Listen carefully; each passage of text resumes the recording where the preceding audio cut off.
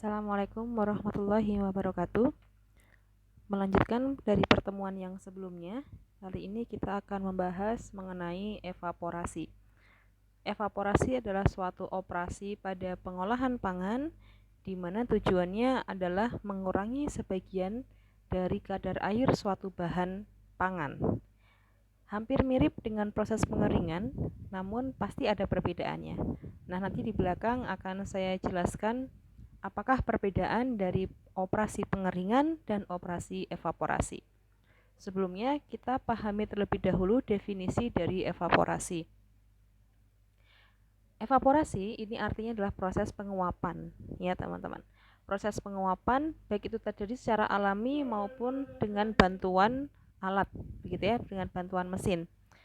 Nah, biasanya kalau dengan bantuan mesin atau alat itu kita menghasilkan ada yang namanya steam atau uap panas. Maka evaporasi ini dia diuapkan ya, proses evaporasi adalah menguapkan kadar air dalam suatu bahan dengan menambahkan atau melewatkan uap panas pada bahan tersebut ya. Dari beberapa pengertian yang lain juga hampir sama. Intinya adalah evaporasi ini adalah suatu proses yang melibatkan suhu tinggi juga dan di dalamnya mengandung uap air ya. Salah satu dari tujuan operasi ini adalah untuk mengurangi volume dari suatu produk sampai dengan batas-batas yang ditentukan ya. Batas-batas yang ditentukan ini adalah batas yang dimaksudkan dalam standar mutu produk oleh perusahaan atau pabrik ya. Maka misalkan sebagai contoh di sini produk yang biasa kita olah menggunakan evaporasi adalah seperti produk jus ya. Jus dalam kemasan. Nah, karena kita background keilmuan kita adalah teknologi pangan, maka mindset kita adalah produk yang dihasilkan adalah produk yang bisa diproduksi secara massal. Maka yang namanya produk massal itu tidak ada yang namanya customize, tapi mass production ya. Mass production itu produknya seragam teman-teman ya, seragam. Jadi harus ada standar mutu yang mengatur atau yang menjadi patokan untuk produk tersebut, sehingga antara produk satu dengan produk yang lain itu standar mutunya sama. Nah, misalkan yang ditentukan di situ kadar air pada suatu atau konsentrasi atau viskositas kekentalan dari suatu jus yang tadi dikemas gitu ya, diproduksi itu adalah 80% misalkan. Nah, dari standar mutu tersebut maka kemudian dilakukanlah berbagai proses pengolahan sampai dengan evaporasi dan sampai dengan batas konsentrasi 80% itulah maka operasi tersebut dihentikan ya. Nah, selain itu juga proses operasi evaporasi ini juga untuk mengurangi volume produk, volume atau berat produk, sehingga bisa menghemat atau mengurangi biaya transport. Salah satu contohnya, beberapa contoh ya, kalau mungkin saya bisa sebutkan dari hasil operasi evaporasi ini seperti misalkan tadi proses produksi dari jus buah atau kental manis. Ya, di sini mohon maaf ini masih susu kental manis karena seharusnya tidak boleh ditulis susu kental manis ya. Yang boleh adalah kental manis saja karena itu bukan sebuah minuman. Kental manis hanya bisa digunakan untuk dipping atau topping begitu ya, menurut aturan dari BPOM yang terbaru. Kemudian contohnya lagi pembuatan sirup ya, atau pembuatan bubur yang mungkin ada bubur yang dikemas dalam bentuk yang sudah ready to eat begitu mungkin ya, atau beberapa produk yang lain yang sifatnya adalah liquid ya.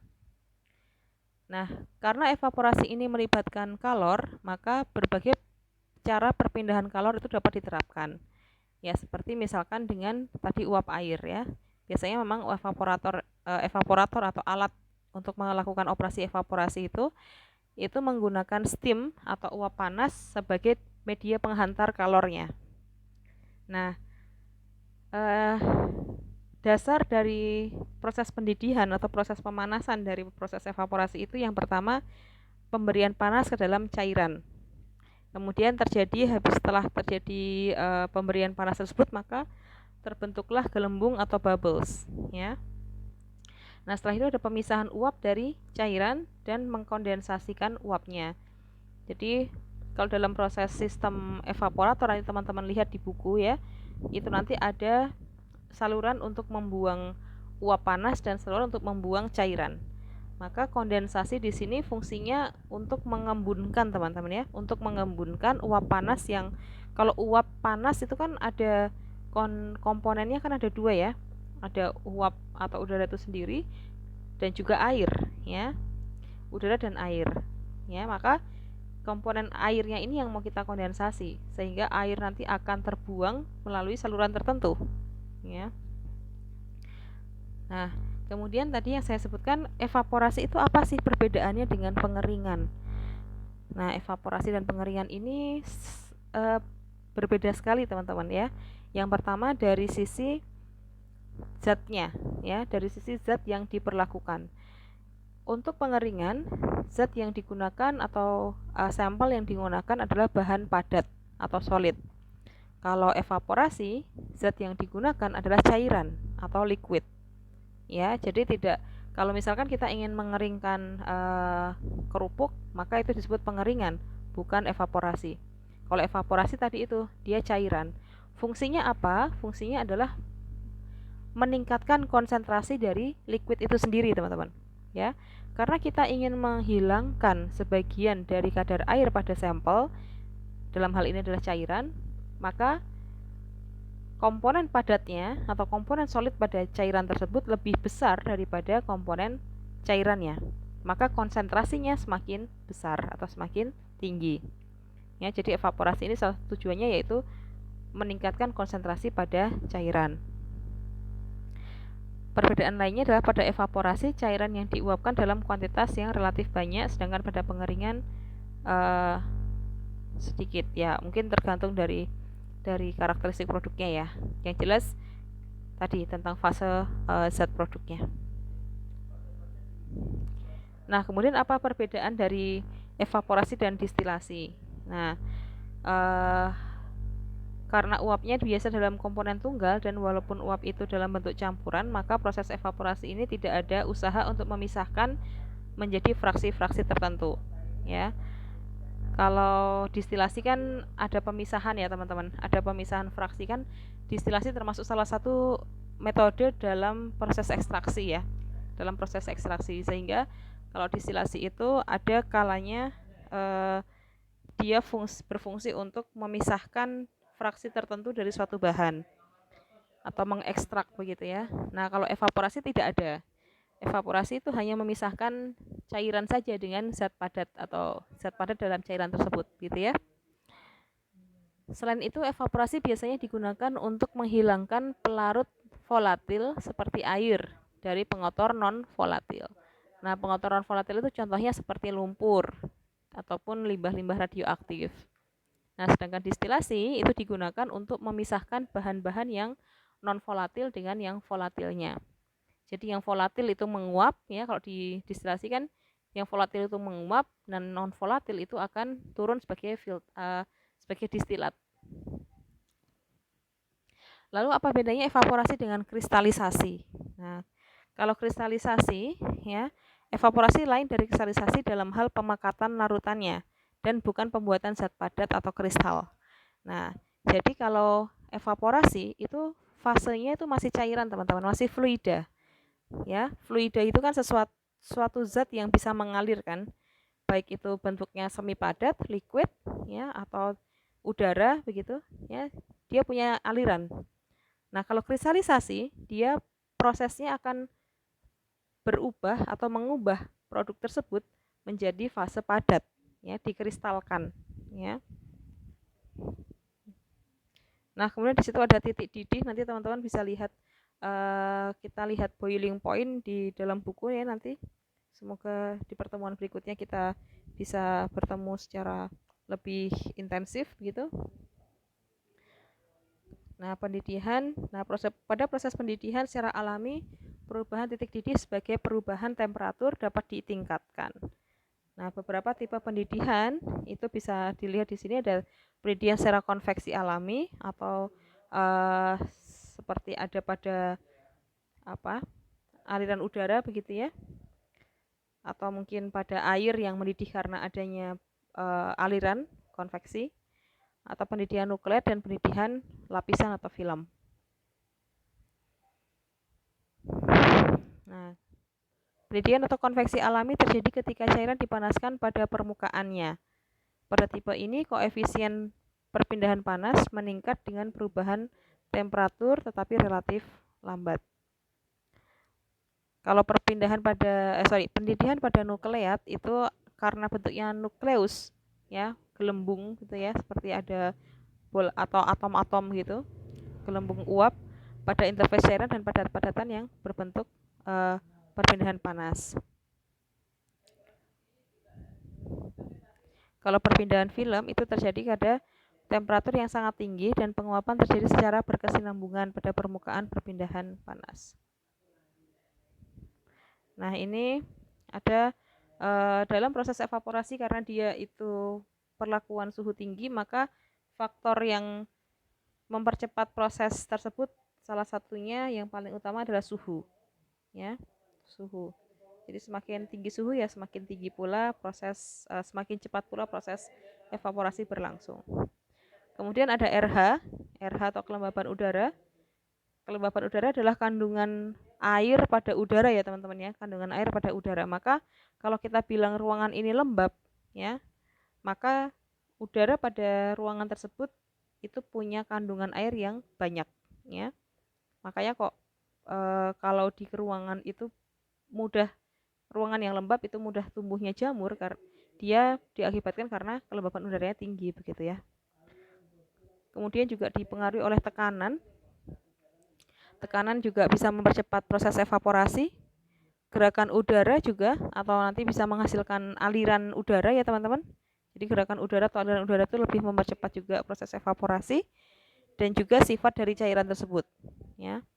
Sifatnya bagaimana, kental atau cair, encer gitu maksudnya ya, atau ada sifat yang lain. Nah, ini ya, faktor 1 suhu, cairan di bawah suhu titik didihnya, namun prosesnya akan cepat terjadi ketika suhu di sekeliling lebih tinggi ya.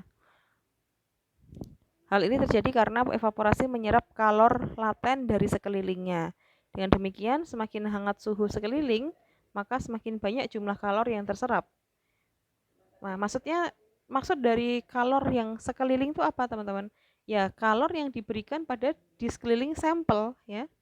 Termasuk artinya bukan hanya dia di dalam ruangan, tapi artinya di sekeliling, misalkan di dalam evaporator, di dalam pengukus, di dalam boiler, itu termasuk lingkungan ya, di mana si sampel itu ditempatkan ya. Bukan berarti dia di ruangan terbuka gitu, tapi juga sekeliling itu artinya di dalam wadah dari si sampel tersebut ditempatkan. Kemudian kelembaban udara ya, jika kelembaban udara kurang maka udara sekitar kering ya. Semakin kering udara, semakin cepat evaporasi yang terjadi. Oke, bisa dipahami ya, karena kan semakin tinggi kelembaban kan semakin banyak pula kandungan atau kadar air dalam udara tersebut ya teman-teman ya. Maka kalau semakin kering, maka kan RH-nya kan kecil ya. Nah, artinya kan berarti kandungan air pada udara itu kan semakin kecil juga. Kemudian ada tekanan juga, semakin besar tekanan maka evaporasinya semakin lambat. Jadi maka kalau kita lakukan evaporasi pada kondisi yang vakum gitu ya, kondisi yang vakum, maka evaporasi yang terjadi maka semakin lambat teman-teman ya. Sorry, saya salah. Semakin besar tekanan maka yang dialami, maka semakin lambat evaporasi yang terjadi. Oke, sorry, saya tadi salah menyampaikan. Jadi semakin besar itu artinya kan kalau kita ngomongin tekanan vakum itu kan tekanannya minus ya, minus berapa atm gitu kan, atau ya biasanya atm lah. Kalau misalkan dia semakin vakum, maka evaporasinya semakin cepat ya. Kalau semakin besar tekanannya ya, maka semakin lambat ya.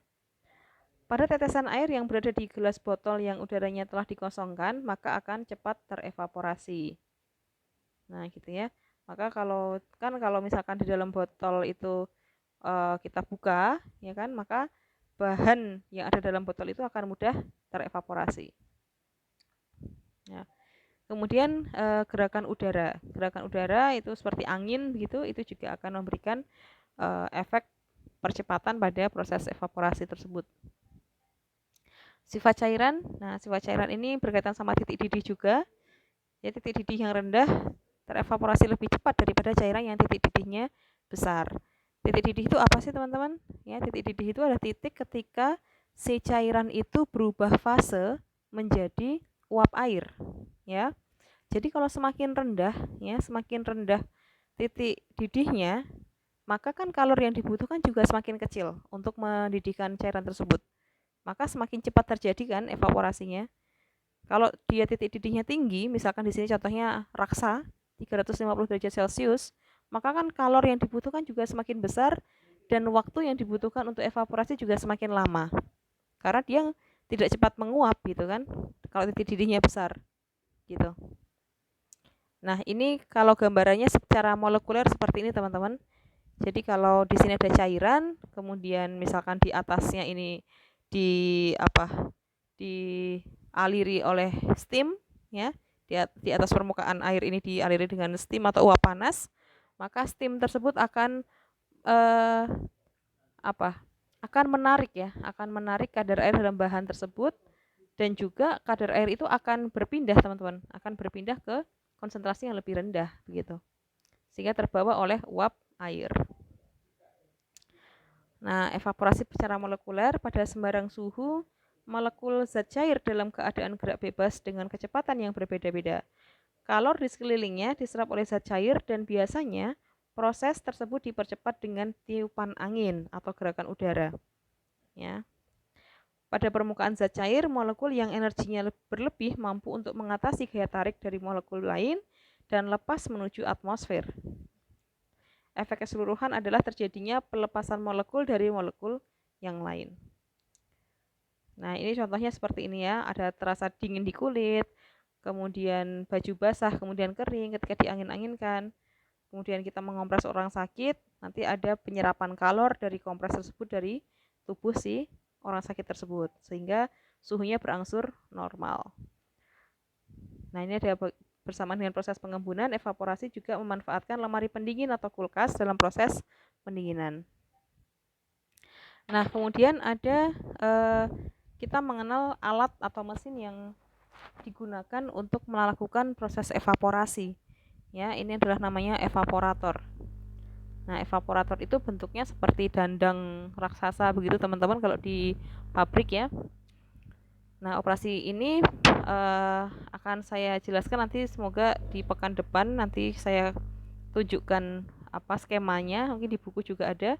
Jadi ada kolondrianya, di mana dia adalah ruang atau chamber untuk melakukan proses evaporasi itu, dan dari manakah uap panas itu masuk, dan dari kemanakah aliran udara itu akan keluar, kemanakah cairan itu akan keluar, kemanakah hasil evaporasi itu akan keluar. Itu kan dalam satu sistem yang integratif ya, seperti itu. Nah, selanjutnya di sini desain evaporator juga nanti teman-teman akan saya jelaskan. Nanti ada single effect, ada multi effect ya, multiple effect. Single effect itu evaporatornya hanya satu, tapi kalau multiple effect itu evaporatornya ada beberapa. Artinya proses evaporasinya itu berlangsung dari evaporator 1, kedua, ketiga, dan seterusnya ya. Nah, ada 4 komponen dasar yang digunakan pada proses evaporasi di evaporator, yaitu ada tabung penguapan, ada alat pindah panasnya, kemudian ada kondensor, dan juga untuk menjaga tekanan vakum tersebut ya. Nah, prinsip kerjanya sama seperti yang tadi saya sebutkan, teman-teman. Jadi di dalam kita nanti gambarkan gitu, ada sebuah dendeng besar, ya, dendeng besar begitu, ada sebuah chamber besar. Nah, nanti di situ akan dialirkan, akan diisi oleh sampel atau bahan yang mau kita evaporasi, ya, diisi di situ. Nah, kemudian di bagian dasar, ya, memang di bagian dasar dan atasnya itu ada space, ya.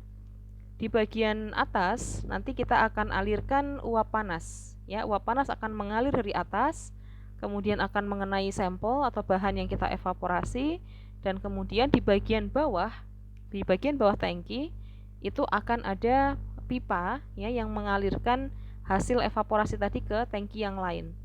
Dan uap panas yang sudah membawa kadar air dari sampel itu akan teruapkan dan keluar melalui pipa yang bagian atas.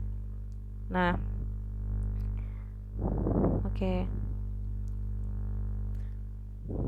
Nanti akan saya jelaskan lebih lanjut ketika kita membahas di menggunakan skema, ya. Oke. Nah, ini ada pindah panasnya. Bagaimana proses pindah panas itu? Nah, ini biasanya menggunakan panas tidak langsung karena dia menggunakan steam, ya, atau uap panas. Pindah panas diatur di dalam alat penguapan, diatur oleh persamaan pindah panas untuk mendidihkan bahan cair dan dengan persamaan konveksi serta konduksi. Panas yang dihasilkan dari sumber harus dapat mencapai suhu yang sesuai untuk menguapkan bahan. Nah, jadi suhu steam ini, suhu uap panas ini sendiri, teman-teman, itu harus diatur agar lebih tinggi daripada suhu yang ada pada bahan, ya. Suhu steam harus lebih tinggi daripada suhu bahan. Oke, bisa dimengerti, ya. Umumnya media pembawa panasnya adalah uap yang diperoleh dari boiler dari suatu tahapan penguapan dalam alat penguapan yang lain. Perputaran bahan cair dalam alat penguapan merupakan hal yang penting, ya. Harus ada sirkulasi di situ. Sebab sirkulasi itu akan berpengaruh pada laju pindah panasnya. Nah, bisa dipahami, teman-teman, ya. Jadi ada satu titik dia akan mengalami kejenuhan. Steam itu akan mengalami kejenuhan, atau uap panasnya akan mengalami kejenuhan. Kejenuhannya bagaimana? Kejenuhannya adalah ketika suhu, ya, suhu dan kandungan air pada steam itu sama dengan bahan yang kita akan uapkan. Nah, kalau sudah terjadi jenuh, maka tidak bisa lagi ada aliran, ya. Tidak ada lagi ada perpindahan panas. Maka tidak bisa ada lagi evaporasi. Nah, maka dari itu harus ada yang namanya sirkulasi. Nah, jadi uap air yang dimasukkan harus keluar, dan uap panas yang dimasukkan harus selalu berganti, gitu, ya, sehingga suhunya terjaga dan kejenuhannya juga terjaga. Nah, di sini ada evaporator single effect dan evaporator multiple effect. Nah, evaporator yang single effect itu dia punya satu buah ruang penguapan, ya, dan panas diberikan oleh satu luas permukaan pindah panas. Jadi memang hanya satu alat saja, teman-teman, satu alat saja. Nanti saya akan gambarkan, ya. Kemudian evaporator efek majemuk atau multiple effect, dia akan terdiri dari beberapa evaporator yang merupakan tahapan. Jadi dari evaporator satu ke evaporator yang lain, dia punya penghubung, ya, dia merupakan penghubung. Jadi cairan yang keluar dari evaporator 1 merupakan bahan yang akan diuapkan pada evaporator 2, dan seterusnya sampai dengan evaporator yang terakhir, ya. Oke, ini bisa kita skip aja. Nah, ini contohnya, teman-teman. Ini contohnya dari evaporator. Ini bagian atas, ya. Nah, bagian atasnya ada pipa untuk mengalirkan uap panas. Di sini teman-teman bisa lihat tangki yang mendatar. Yang mendatar ini menghasilkan uap panas. Dia sebagai boiler. Nah, kemudian dari uap panas tangki yang mendatar ini kemudian dialirkan ke atas, masuk melalui pipa, ya. Nah, ini di atas dimasukkan ke dalam evaporator. Yang bagian bawah ini boiler, yang bagian atas ini evaporator. Boiler itu fungsinya untuk menghasilkan uap panas. Boiler, ya, pendidih pendidih air ya, boiler. Nah, kemudian yang evaporator itu untuk melakukan evaporasi. Nah, kalau yang ini teman-teman, ini tadi kan single effect ya. Ini single effect. Kalau yang ini adalah multiple effect. Maka terjadi aliran, bukan aliran, sorry. Alirannya tapi searah ya, dari kiri ke kanan itu kalau dari gambar ini. Jadi yang keluar di sini ada mana ininya? Heat exchanger, ini apa ini? Water inlet. Nah, ini konsentrat outlet ya, konsentrat outlet. Konsentrat outlet ini akan masuk lagi teman-teman. Jadi cairan yang sudah dievaporasi pada tangki 1 atau first effect ini akan keluar dan akan masuk pada second effect. Namanya konsentrat ya. Nanti kalau uap air yang dikondensasi namanya kondensat. Condensate. Nah, akan masuk ke evaporator 2. Di evaporator 2 dia akan dikentalkan lagi. Ya, dia akan dikentalkan lagi, kemudian masuk ke evaporator 3. Dan seterusnya sampai dengan evaporator yang terakhir. Nah, oke. Demikian penjelasan saya tentang evaporasi untuk di awal. Semoga kita bisa bertemu lagi dengan kondisi yang lebih bagus, yang lebih baik gitu ya. Dan nanti kita akan masuk pada contoh-contoh soal dan beberapa skema yang lebih bisa menjelaskan. Mungkin teman-teman bisa lanjut untuk menyimak pada video rekaman saya di YouTube. Dan silahkan bebas untuk bertanya apapun, bisa di YouTube, bisa di WhatsApp group gitu ya. Terima kasih atas atensinya. Sehat selalu. Wassalamualaikum warahmatullahi wabarakatuh.